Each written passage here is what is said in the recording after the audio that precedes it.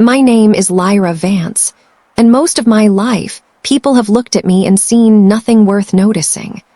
That night in the Grand Hall of Orales, I let them. The ceiling shimmered with holographic constellations, drifting slow and regal above a sea of polished uniforms and crystal wine glasses. The city's elite moved in tight circles of light, laughter bouncing off the marble like champagne bubbles. In the center, my sister, Astra Vance, was in her natural habitat, silver flight armor perfectly pressed, insignia catching the hololights just so. She floated from one group to the next like a comet passing through its chosen stars. Each handshake was measured, every smile calibrated. People didn't just admire her, they orbited her. I was standing at the far edge of the room, half-shadowed by a towering pillar, sipping a drink I didn't even like. If I could have been invisible, I would have been. Then she spotted me. Her smile faltered for half a second, just enough for me to notice, before she crossed the room in long, confident strides. Her voice dropped low, sharp as a laser cutter, but still loud enough for her friends and their hovering record drones to hear. Astra, didn't think you'd make it out of your little workshop, Lyra. How's life tightening bolts in the asteroid belt? A couple of chuckles followed, casual but cutting. One man in her circle tilted his head with a polite smirk, as if trying to place where he'd seen me before, and then deciding I wasn't worth the memory. I didn't rise to it, didn't flinch. I let the wine's reflection of the holographic stars hold my gaze instead. They were easier to look at than her smug grin. What she didn't know, what none of them knew, was that I'd been in places far darker than this ballroom. Places where the only light was a dying reactor core, and I'd stood closer to death than she ever had in her high-profile dogfights. But tonight wasn't the night to tell her that. Tonight, I stayed in the shadows, because I knew the day would come when the truth wouldn't just be heard. It would stand in the middle of the room and make the sky bow. Growing up in the Vance household was like living in a military museum that breathed. Every wall carried a story, holo pictures of my father, Admiral Vance, saluting on the decks of Saturn fleet carriers, with the planet's rings glinting behind him. My mother, Alara, never wore a uniform, but she curated his legacy like it was sacred scripture. And then there was Astra, my sister, my family's golden comet, Mars Flight Academy valedictorian, youngest pilot in her wing to command a squadron, every mission logged, every medal polished, every interview broadcast across the colonies. She wasn't just a soldier, she was the Vance. Me, I was the afterthought. No medals, no parade appearances, no holodrones chasing me for sound bites. I preferred to be alone in the garage bay, elbows deep in a navigation core, or in the zero-G swim tanks, testing how long I could last without oxygen. My wins didn't fit the family script, so they got written off as quirks. Footnotes. One night I came home carrying the Interstellar Engineering Championship trophy, a piece of crystal carved from a meteorite. I set it on the table in front of my father. He looked at it for maybe 3 seconds before turning to Astra. "Father, how's the high-G maneuver training going?" Mother's smile at me was polite but fleeting. Astra smirked, leaning back in her chair. "Astra, maybe Lyra can build a little repair drone to follow my ship around. It'll keep her busy." The laugh that followed was soft, but it landed like shrapnel. By 19, I stopped trying to earn their applause. That's when I got the message. Not through official channels, through a ghost frequency, a code only deep space operators would recognize. From Ghost Relay. Subject, opportunity, no record, no second chance. It was from the Interstellar Rescue Corps, IRC. They didn't recruit, they chose. If they contacted you, it meant someone, somewhere, had already decided you might be worth betting a life on. The job on paper was simple. Systems Safety Engineer Orbital Rescue Platform 7. In reality, it was the perfect cover for the most dangerous, off-the-record rescue operations beyond the main colonies. Missions where there was no backup fleet, no media coverage, no promise of coming home. When I told my father about the engineering job, he gave a single nod, neither approval nor disapproval, just disinterest. Astra leaned on the kitchen counter, her eyes gleaming with superiority. Astra, while I'm defending the colonies, you'll be fixing bolts. Hope it's exciting. I didn't blink. Lyra, some things are worth doing even if nobody's watching. She laughed like I'd told a joke. The first time I stepped into IRC's covert training dome on EO station, the air smelled faintly of ozone and cold metal. Gravity fluctuated every 40 minutes to simulate unstable planetary conditions. Instructors barked orders from platforms above while trainees sprinted through magnetic storms and zero-visibility hull breaches. There were no medals here, no reporters, no applause, only survival, and for the first time in my life I felt like I belonged. If I thought the IRC training dome on EO was intense, I hadn't seen anything yet. The next phase made the first feel like a warm-up jog. They called it Hell Orbit, 100 hours of continuous drills in conditions designed to strip you down to raw nerve. Sleep, optional. Oxygen, rationed. Gravity, unpredictable. One moment you were slogging through simulated 5G pull, the next you were floating weightless while the timer still ticked down. Day one started with a voice in my ear. Instructor Ray's, "Vance, get in the tank." The tank was a sealed sphere filled with chilled water in 0G, rotating slowly while flashing disorienting strobe lights. The goal, escape. The catch, your hands were bound behind you. I sank in, lungs burning, heartbeat in my ears. Somewhere outside, the timer screamed down from 90 seconds. By the time I broke the surface, shivering and gasping, Ray's only said, "Again." By day 3, half our class had dropped. The bell, a silver comm node you tapped 3 times, was all it took to quit. People stared at it the way dying men look at water. That night, I was running a simulated hull breach on a rotating asteroid mining rig when one of my teammates, Hale, missed his tether and drifted out into the black. It was just training. He was on a safety line, but instincts took over. I launched off the platform, snagged him mid-spin, and hauled him back before the AI declared him dead. When we landed back inside the airlock, Hale's face was pale. "Hale, you didn't have to do that. The system would have pulled me in." "Lyra, I don't leave people to the system." It was in week 6 that I met Sergeant Vega, a veteran of rescues in the Kepler dust belt. She was compact, sharp-eyed, and moved like every muscle had a purpose. Over a rare 15-minute break, she tossed me a ration bar and said, "Vega, stop wasting energy proving them wrong. Prove yourself right. It'll carry you further." That stuck, because by then I realized this wasn't about beating anyone else. It was about becoming the person I'd need to be when there was no one left to help me.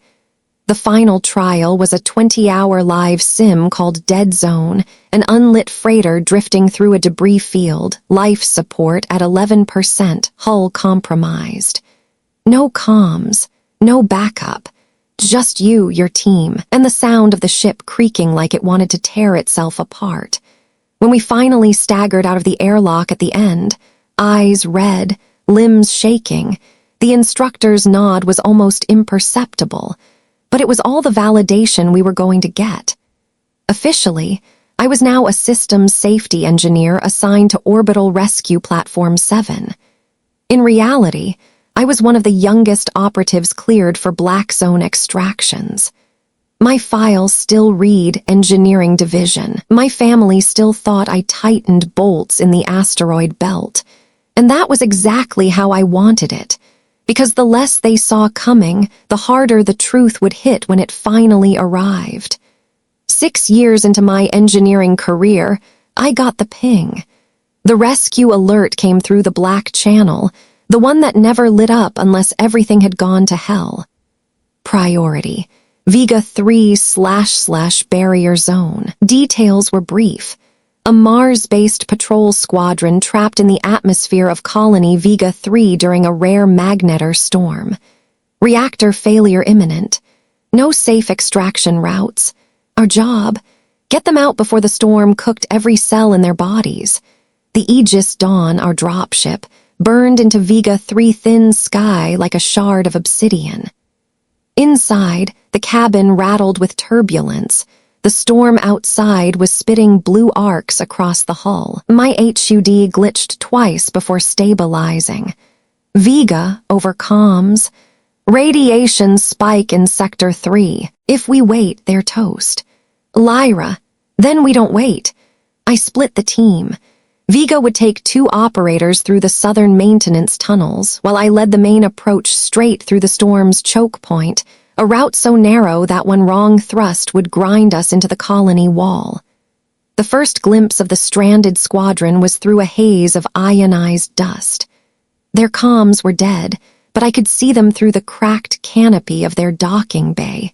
7 pilots, helmets on, 1 reactor bleeding sparks behind them.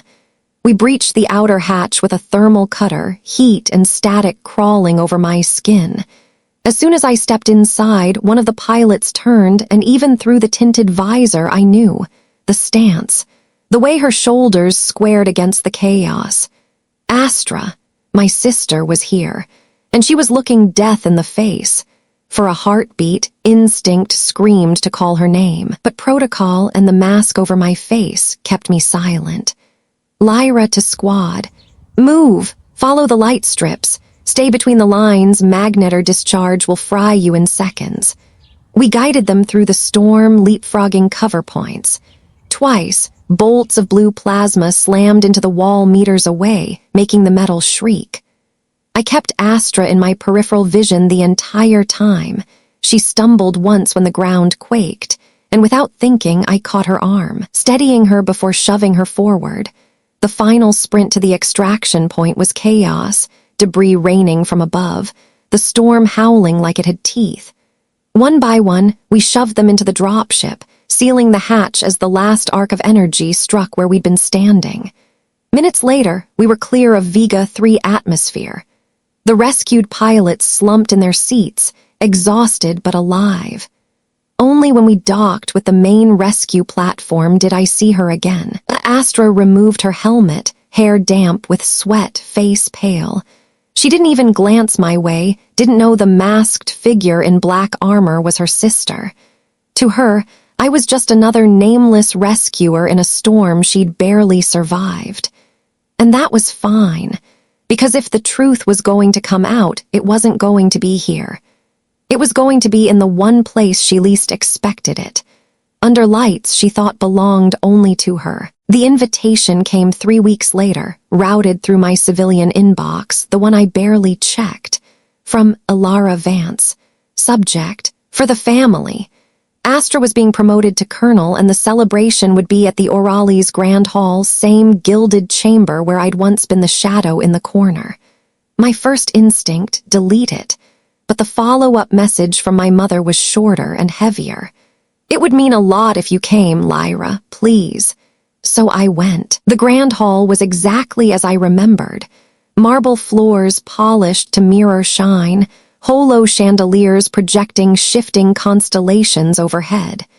The air smelled of expensive synth wine and ambition. Astra stood in the center of it all, new insignia gleaming like a second sun, parents at her side. Every few seconds, a drone snapped a holo shot, preserving her moment in perfect resolution. I kept to the fringes, answering small talk with vague mentions of systems safety work and orbital logistics. Nobody pressed for more, nobody ever did. Then she saw me. Astra. Well, look who made it, she said, voice dipped in honey but edged with steel. Still keeping those asteroid bolts tight must be thrilling. Her friends chuckled. I smiled faintly and let it pass, no reason to hand her the fight she wanted. Dinner blurred by in speeches and toasts, each orbiting around Astra's glory. It happened during dessert. From across the table, a man had been watching me, tall, broad-shouldered, uniform heavy with campaign ribbons. His name tag read Admiral Orion Hale, commander of the Interstellar Rescue Corps. The scrape of his chair cut through the room's low hum. He stood, posture snapping to perfect attention, and his voice rang out like a ship's klaxon. "Hale. Captain Lyra Vance, it's an honor to see you again." The room froze. Forks hovered midair. Conversations died mid-sentence. Every head turned toward me. Astra's glass tilted dangerously in her hand. I rose slowly, returning his salute with crisp precision. "Lyra, at ease, Admiral." A ripple of whispers spread like a shockwave. Astra's smile cracked into confusion, then hardened into disbelief. "Astra, Captain, no, she's an engineer, not whatever fantasy this is." Hale didn't blink. "Hale, Colonel, she led the Vega-3 extraction. Without her, you and your squad would still be ghosting in that storm." The color drained from Astra's face. For a moment, she looked like she was back in that collapsing docking bay. "Astra, that's impossible. She, Lyra, is exactly what you think she's not. IRC captain, 6 years. Missions you'll never read about because they were never meant for the news feeds." Gasps rippled. My father's brow furrowed, not in disapproval this time, but recalculating. My mother's hand covered her mouth. "Astra, so you've been lying to us." "Lyra, I've been following orders. I wasn't hiding to spite you. I was doing my job. Would you have listened if I told you?" Her silence was the only answer I needed. Hale's voice dropped but carried through the hush. "Hale, your sister's team saved every one of us that day. You owe her more than you realize." Astra's shoulders sagged, not in defeat, but under the weight of a truth she couldn't dodge. For the first time, her eyes met mine without the usual glint of superiority. The ballroom never fully recovered its easy chatter.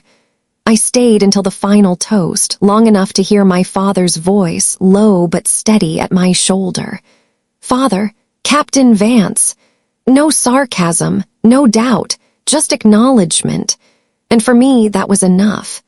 An hour after the final toast, I was back in the quiet of my hotel suite. The holo view of Orales sprawled beneath me, towers glowing like constellations, air traffic drifting between them like lazy comets. My dress uniform hung over the chair, boots scuffed from 100 missions the galaxy would never know about. The secure comm on the desk blinked once deployment orders, wheels up in 48 hours.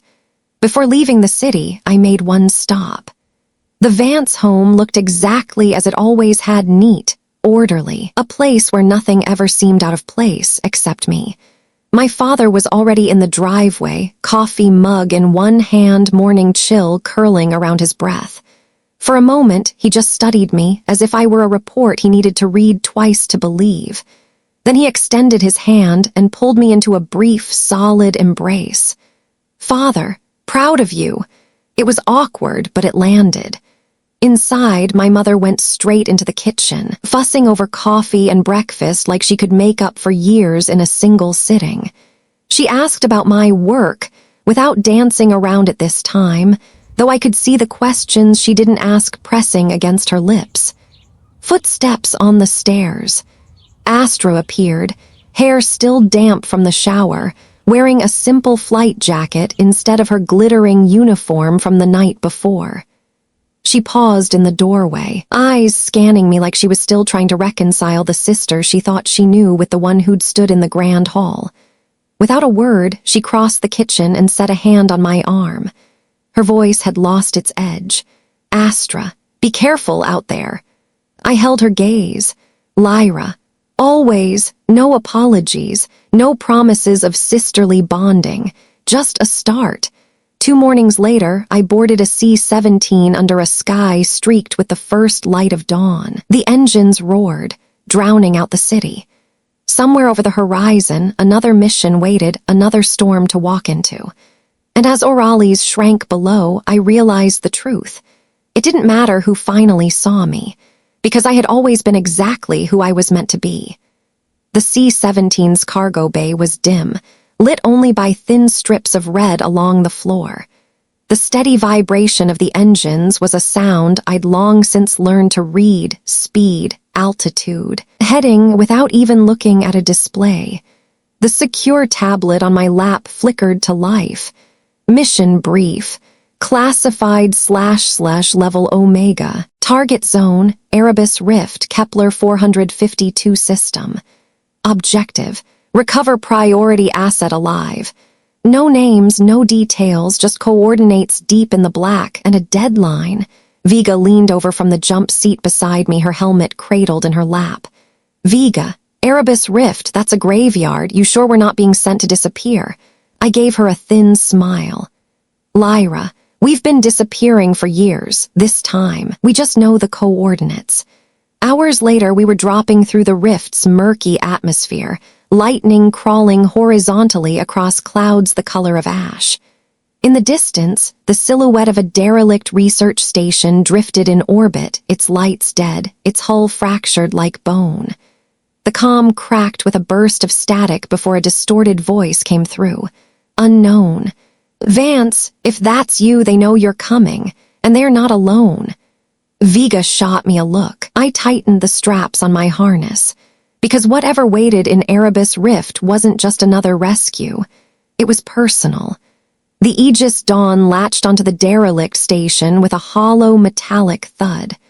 The docking corridor hissed open, releasing a breath of stale, cold air that carried the faint metallic tang of old blood. Inside, the station was a tomb. Gravity was barely functional, making every step feel like a half-float. Holo panels flickered weakly, projecting ghost images of crew rosters long since outdated. Vega swept her rifle's beam across the corridor. Vega, no bodies. Lyra, which means they walked out or were taken. We reached the central command ring, its walls scarred by plasma fire, consoles ripped open like someone had been hunting for something. In the center, a single ops chair faced away from us, its back creaking with slow, deliberate movement. Lyra, identify yourself. The chair spun. A man sat there, older, hair silvered at the temples, eyes cold but piercingly familiar. It took my brain half a second to place him, and when I did, my pulse slammed in my ears. Lyra. Uncle Darian. The uncle I'd been told died on a deep space patrol 20 years ago. The uncle whose name was erased from every Vance record after a court-martial no one in the family would talk about. He smiled, not warmly, but like someone who just found a chess piece exactly where he wanted it. Darian. Lyra, you've been busy, just like your father and just as blind. Vega stiffened, her rifle lowering an inch. Vega, you know him? Lyra, I thought I buried him. Darian leaned forward, elbows on his knees. Darian, you're here for the priority asset, but they didn't tell you the asset is me, and I'm not leaving until you hear the truth about Cassian Vance, about why your missions are never what they seem. Before I could answer, the station shuddered violently. Sensors screamed, incoming ships, transponders scrambled, weapons armed. Darian stood, calm as a man who'd already played out the next 10 moves. Darian, they're here for me, Lyra. You can save me or you can save yourself. Choose fast. And in that instant, I knew this mission wasn't just a rescue. It was the opening move in a war I hadn't even realized my family was part of.